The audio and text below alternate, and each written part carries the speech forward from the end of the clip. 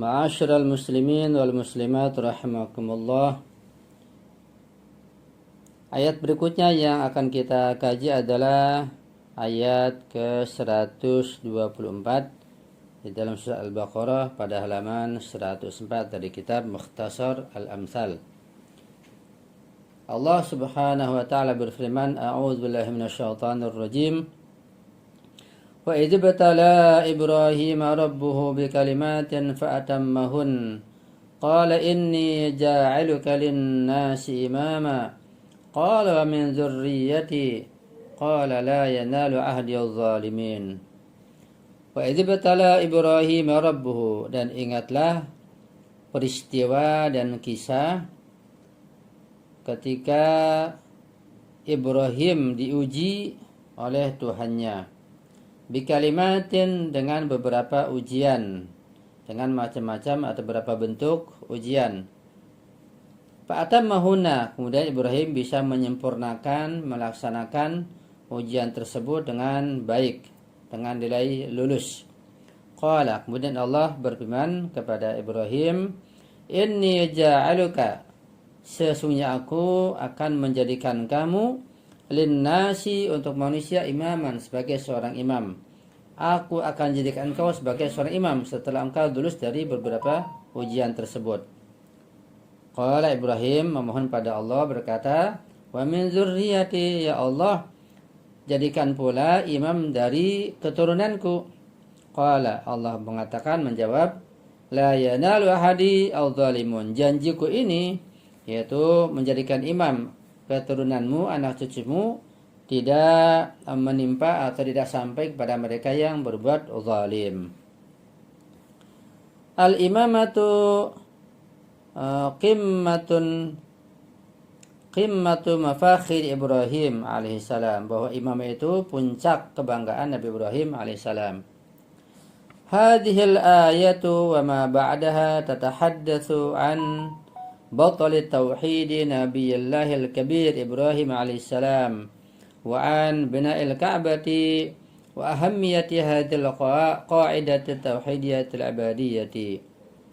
Ayat ini yang kita baca barusan dan juga ayat-ayat yang setelahnya itu membicarakan dan menjelaskan tentang seorang batal, seorang pejuang, seorang pahlawan tauhid, yaitu Nabiullah Ibrahim alaihissalam yang agung dan besar. Dan juga kisah tentang bagaimana dia membangun Ka'bah dan pentingnya kaidah tauhid ini dalam masalah ibadah. Wal hadafu min hadhil ayati wa adaduha 18 ayatan salasata umurin. Dan tujuan daripada ayat-ayat ini yang jumlahnya ada 18 ayat, itu ada 3 hal yang menjadi tujuan ayat tersebut.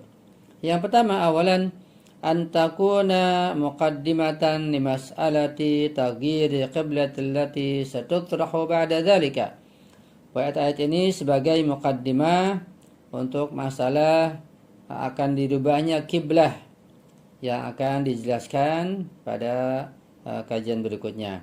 Selanjutnya yang kedua, yang menjadi tujuan ayat ini adalah li fadhi iddi'at al-yahudi wan nasara bi sya'ni intisabihim li Ibrahim.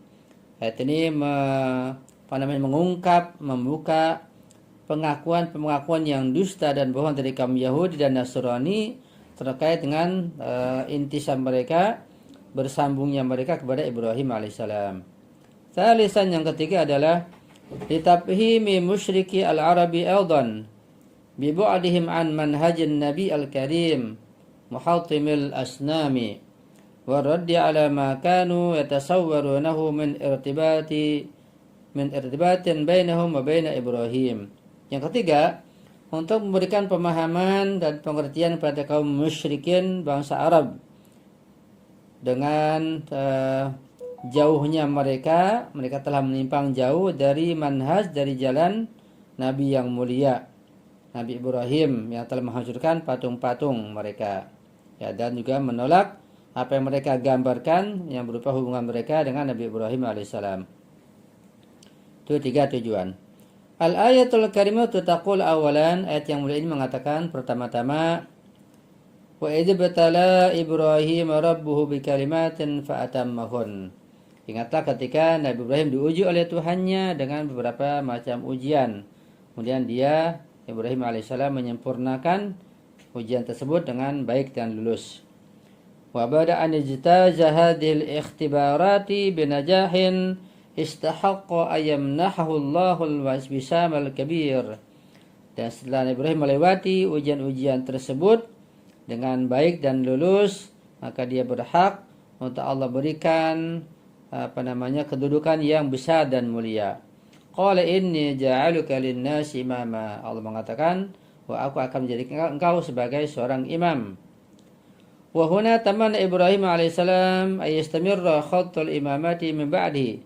Setelah beliau menerima imamah dari Allah, maka beliau Ibrahim alaihissalam ingin bahwa imamah tersebut berkelanjutan sampai kepada generasi berikutnya.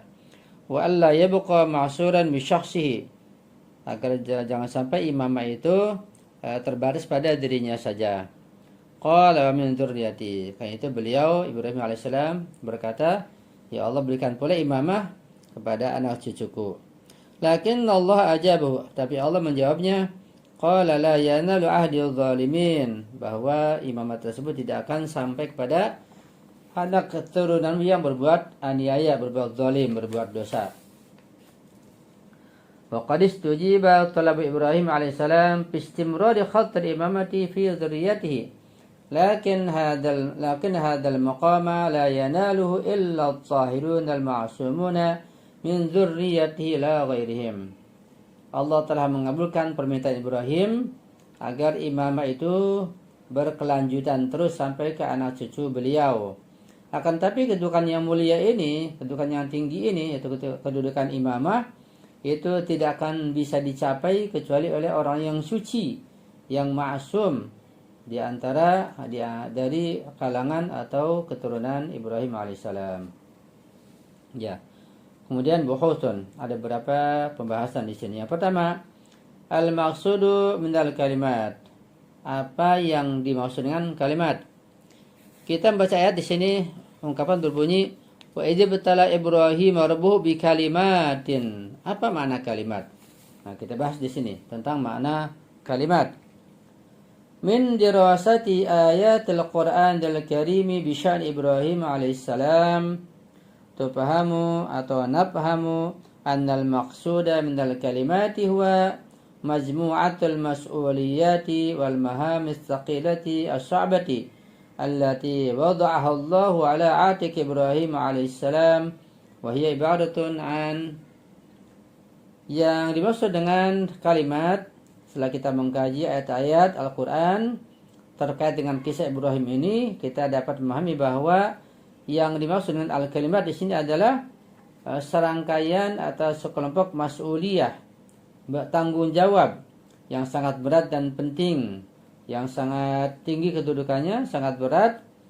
Berapa mas'uliyah atau beban atau tanggung jawab atau perintah yang Allah berikan kepada Nabi Ibrahim alaihissalam, yaitu diantaranya akhdhu waladihi ilal madbah wal isti'adadi at-tam li dhabhihi ta'atan li amrillah subhanahu wa ta'ala. Pertama, salah satu mas'uliyah atau ujian yang Allah berikan kepada Ibrahim adalah Ibrahim alaihissalam harus mengajak anaknya ke tempat penyembelihan dan bersiap-siap dengan sepenuh hati untuk disembelih, untuk melaksanakan sembelihan pada putranya tersebut sebagai upaya mentaati perintah Allah Subhanahu wa taala. Itu yang pertama. Kemudian iskanu zawji wal waladi fi wadin ghairi dhi zar'in bi Makkah haitsu lam yuskan fihi insanun. Wa Ibrahim disuruh menempatkan istrinya dan anaknya di sebuah lembah yang tidak ada tanaman-tanaman, tidak ada tumbuh-tumbuhan, tidak ada makanan di bagian kota Makkah. Di sana pun tidak ada manusia yang tinggal di sana. Itu ujian yang kedua.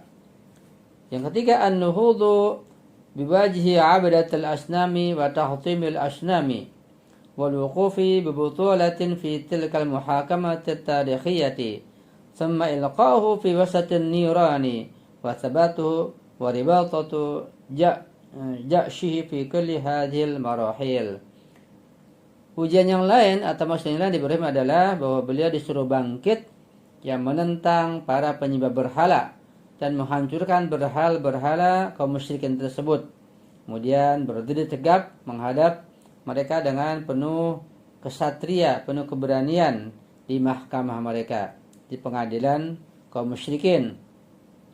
Kemudian juga ujian yang lain, beliau dilemparkan ke dalam kobaran api dari kayu yang menyala ya oleh Namrud, dan dia tetap tegar, tetap tabah ya, dan dia dalam peringkat ujian tersebut telah mengalami proses dan lulus dengan baik. Al-hijrah min ardi abadatil asnami wal ibtiadi andal watan. Beliau pun disuruh hijrah dari tanah dan daratan pada penyembah berhala dan jauh dari kampung halaman beliau. Wal itijahu nahwa asqa'i na'iyatin li'ada'i risalatihi wa amsalihha, dan dia pergi jauh untuk mengadakan menyebarkan risalah dari Allah Subhanahu wa taala. Kana kullu wahidin min hadhil ikhtibarati thaqilan wa sa'ban haqqan. Dan setiap daripada atau seluruh ujian-ujian yang diberikan oleh Allah kepada Ibrahim ini semuanya sangat berat. Ya, sangat berat sekali. Lakinnahu biquwwati imanihi najaha fiha jami'an. Tapi beliau dengan kekuatan imannya lulus dalam ujian-ujian tersebut. Wa asbata la yaqatahu li maqamil imamah, sehingga beliau layak menerima derajat imamah dari Allah Subhanahu wa taala. Itu buhus yang pertama terkait dengan ayat 124 ini tentang ujian Nabi Ibrahim ya.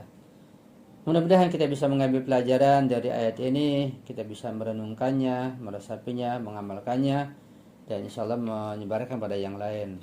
Sampai di sini dulu karena waktu sudah habis. Insyaallah kita akan lanjutkan tentang buhus yang kedua pada pertemuan minggu yang akan datang. Jika ada kesalahan, kekurangan, kehilapan, dan kejanggalan mohon dimaafkan dan mohon dikoreksi atau diperbaiki. Ya, dan saya mohon maaf jika mohon doa antum selalu.